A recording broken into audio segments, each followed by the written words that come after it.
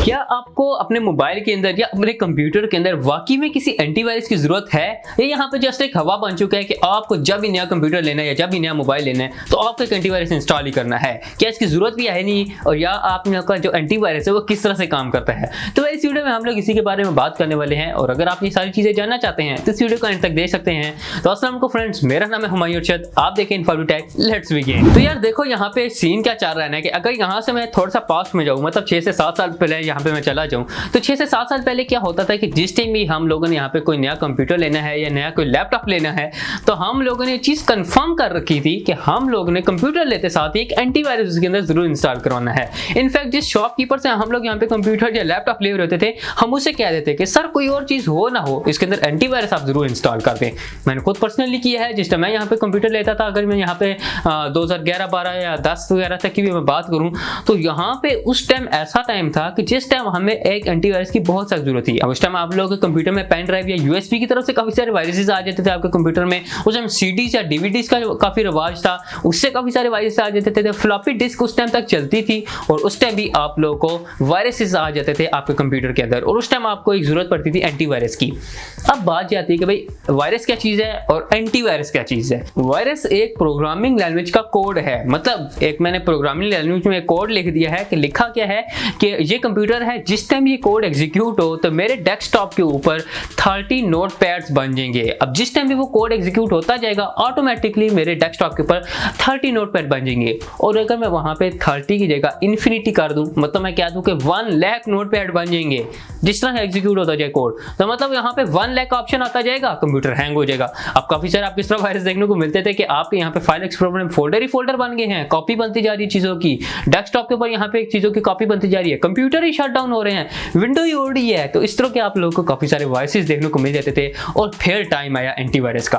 अब एंटीवायरस क्या चीज है? एंटीवायरस बेसिकली क्या करती है, ये फर्स्ट स्टेप यहाँ पे प्रोटेक्शन नहीं है, ये सेकंड स्टेप प्रोटेक्शन है। मतलब कि आपका एक वायरस आ गया मार्केट में, उसका कोड एक आ चुका है। अब जो एंटीवायरस कंपनी होती थी वो उसको वो कोड मिल गया कि हाँ इस वायरस के अंदर ये कोड है, वो अपने सॉफ्टवेयर के अंदर ये वाला कोड डाल देती थी और उससे कहती थी, उस एंटीवायरस को कहती थी कि आपने ये वाला कोड इस पूरे कंप्यूटर में स्कैन करना है। अगर इस पूरे कंप्यूटर में ये वाला कोड है किसी भी फाइल के अंदर, उस फाइल को डिलीट कर देना है और बाकी सारी फाइल को रहने देना है। तो मतलब इसका ये है कि यहाँ पे जिस तरह एक वायरस आएगा, एंटीवायरस कंपनी को उसके वायरस के बारे में पता चलेगा, वो उस वायरस की चीज को अपने एंटीवायरस के अंदर डाल देंगे कि हाँ ये कोड मालवेयर है, ये यहाँ पे वायरस है, इसको कंप्यूटर से डिलीट कर देना है। तो जिस तरह नया एक वायरस आएगा, एंटीवायरस आगे आके वो वायरस वहां पे खत्म कर देगा। मतलब पहले यहाँ पे आपका वायरस आता था, फिर यहाँ पे आप लोगों का एंटीवायरस आता था। तो सेकंड स्टेप यहाँ पे आप लोगों की प्रोटेक्शन बन जाती थी अपने एंटीवायरस से। लेकिन फिर आस्ता आस्ता टाइम यहाँ पे इंप्रूव होता गया, फिर ऐसी काफी सारी विंडोज आना शुरू होगी। जिस तरह मैं यहाँ पे विंडो 10 की बात करूँ तो विंडोज इतनी सिक्योर होना शुरू होगी, ऑपरेटिंग सिस्टम इतने सिक्योर होना शुरू हो गए कि यहाँ पे आप लोग एंटीवायरस की जरूरत ही नहीं पड़ती थी। विंडो डिफेंडर अपना जो इसका आ जाता है, उसके अंदर आप लोगों को इतने अच्छे सिक्योर किस्म की यहाँ पे प्रोटेक्शन मिल जाती है कि अगर आप लोग कोई फाइल डाउनलोड करते हैं उसके अंदर कोई वायरस है, ऑटोमेटिक आपको बता देंगे कि हाँ भाई आगे अगर जाओगे तो खतरा है, अगर आप इस वेबसाइट को ओपन करोगे तो खतरा है, यहाँ पे आपको वायरस देखने को मिल सकते हैं, ये फाइल यूज करोगे तो खतरा है, इसमें आपको वायरस देखने को मिल सकता है। तो वो विंडो डिफेंडर खुद ही, मतलब ऑपरेटिंग सिस्टम के अंदर ऑटोमेटिकली यहाँ पे बिल्ट इन आप लोगों को एक एंटीवायरस देखने को मिल जाता था। तो हमें किसी भी किस्म के थर्ड पार्टी एंटीवायरस की जरूरत नहीं पड़ती थी। अब ओएस इतने ज्यादा स्ट्रांग हो चुके हैं, कुछ यहाँ पे नोटिफिकेशन देने की जरूरत ही नहीं है। मतलब उसे पता चल जाता है कि इसके अंदर वायरस है, इस चीज को डाल लो ना कंप्यूटर के अंदर। तो यहाँ पे आस्ता आस्ता मतलब टाइम चेंज आता गया और हमें थर्ड पार्टी एंटीवायरस की जरूरत ही नहीं पड़ती थी। अब यहाँ पे अगर मैं अपनी पर्सनली बात करूँ तो मुझे नहीं याद पड़ता कि मैं कम से कम कोई 4 या 5 साल पहले तकरीबन मैंने शायद अपने कंप्यूटर में आखिरी दफा एंटीवायरस इंस्टॉल किया होगा, और उस वक्त के बाद से लेकर आज तक कभी किसी थर्ड पार्टी एंटीवायरस को मैंने यूज नहीं किया। उसकी वजह क्या है? अवेयरनेस। मतलब क्या है, मुझे पता चल चुका है कि हाँ भाई किस वेबसाइट से वायरस आ सकता है, किस वेबसाइट से वायरस नहीं आ सकता। इनफैक्ट मैं खुद मतलब वायरस बना लेता हूं तो मुझे पता है कि हाँ भाई वायरस का कोड क्या होता है, लिनक्स यूज करता हूं वहां पर किस तरह से वायरस बनते हैं, क्या कुछ होता है, सारी प्रोग्रामिंग लैंग्वेज के बारे में पता है। तो मुझे पता है कि एक वायरस की निशानी क्या है और एक यहाँ पे नॉर्मल सॉफ्टवेयर की निशानी क्या है। फर्ज करो एक पिक्चर है, उसके यहाँ पे एग्जीक्यूट होता है .exe से। अब एक पिक्चर की फॉर्मेट का हो सकता है, JPEG हो सकता है या PNG हो सकता है या JPG हो सकता है, लेकिन किसी भी पिक्चर की यहाँ पे जो फॉर्मेट है वो .exe नहीं हो सकता।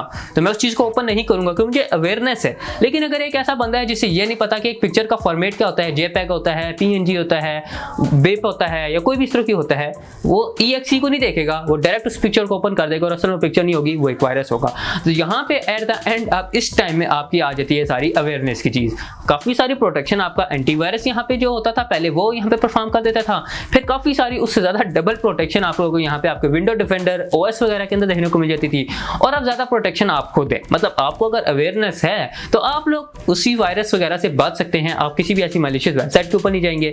समहाउ इस तरह होता है कि आपने कोई चीज डाउनलोड करनी है तो आप लोग उस चीज को डाउनलोड करेंगे, वहां पे एक इतना बड़ा डाउनलोड का बटन आ रहा होगा और असली डाउनलोड का बटन आप लोग को इतना सा देखने को मिल रहा होगा, तो वहां पे आपको वायरस देखने को मिल जाते हैं। लेकिन अगर आपको अवेयरनेस है, आपको पता है कि हाँ भाई ये जो आप लोगों को बाहर देखने को मिल रहा है डाउनलोड का ऑप्शन, तो ये वायरस है या ये एक मालवेयर ऐड है, और ये जो छोटा सा आपको डाउनलोड का बटन देखने को मिल रहा है असल में ये यहाँ पे डाउनलोड का बटन है, तब आपके कंप्यूटर में वायरस नहीं आएंगे। अब यहाँ पे आप लोग रैंसमवेयर देखने को मिल जाते हैं, मतलब इतने स्ट्रॉन्ग वायरसेस होते हैं कि आपके कंप्यूटर में आएंगे, एग्जीक्यूट होंगे और आपके कंप्यूटर की सारी फाइल्स को एनक्रिप्ट करेंगे और उन सारी जो ओरिजिनल फाइल्स होंगी उनको डिलीट कर देंगे। अब आप अपनी ओरिजिनल फाइल को एक्सेस ही नहीं कर सकते, और जिस टाइम आप अपनी फाइल को ओपन करेंगे एक पॉपअप आ जाएगा कि भाई आप इतने डॉलर यहाँ पे पे करें, हमें बिटकॉइन के थ्रू इतनी पेमेंट करें, और उसके बाद आपकी यहाँ पे सारी फाइल्स ओपन हो जाएंगी। लेकिन वो किस वजह से होता है, आपको अवेयरनेस ही नहीं होती, इस वजह से होता है। तो मैं सबसे पहले सजेस्ट करूंगा एंटीवायरस यूज करने से पहले आप अपने आप को अवेयर कर ले, कौन सी चीज वायरस है, कौन सी चीज वायरस नहीं है, वायरस कहां से आ सकते हैं, किस तरह आ सकते हैं, ये चीज आपको पता होनी चाहिए।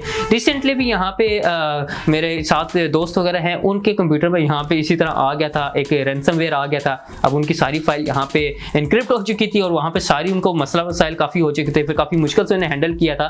तो यही सारी यहाँ पे कहानी है कि अगर आपको अवेयरनेस नहीं है आपको प्रॉब्लम होगी। तो सबसे पहले अपने आप को अवेयर करें, उसके बाद अगर आप किसी थर्ड पार्टी को यूज करना चाहते हैं, एंटीवायरस को यूज करना चाहते हैं, मतलब आप कहते हैं कि भाई मुझे इतना नहीं है कि मैं हर रोज बैठ के देख सकूं कि किस चीज से क्या प्रॉब्लम हो सकती है, तो तब आप किसी एंटीवायरस को यूज कर सकते हैं। अलबत्ता अगर आप किसी थर्ड पार्टी एंटीवायरस को यूज ना भी करें तो आपके विंडो के अंदर जो आपका विंडो डिफेंडर है वो आपको हर रोज प्रोटेक्ट कर रहा है। तो वह यही सारी स्टोरी है यहाँ पे वायरस की, एंटीवायरस की, और क्या मुझे एंटीवायरस यूज करने की जरूरत है या नहीं है, सारी चीजें मैंने आपको बता दी हैं। अब आप देख लें आप किस कैटेगरी में आते हैं और उसके बाद आप इसे यूज कर सकते हैं। तो वेल होप सो कि यार ये सारी चीजें आपको अच्छी लगी होंगी, वीडियो अच्छी लगी होगी, एक्सप्लेनेशन आपको अच्छी लगी होगी। अच्छी लगी तो वीडियो को लाइक कर सकते हैं, और आपको कोई भी क्वेश्चन प्रॉब्लम सजेशन है, कोई ऐसा टॉपिक जो आप लोग क्लियर करना चाहते हैं, कमेंट में जाकर बता सकते हैं। चैनल को सब्सक्राइब कर लो अगर अभी तक आप लोगों ने चैनल को सब्सक्राइब नहीं किया। मैं मिलता हूं फ्रेंड्स आप लोगों से इंटरेस्टिंग वीडियो में, तब तक के लिए अल्लाह हाफिज़।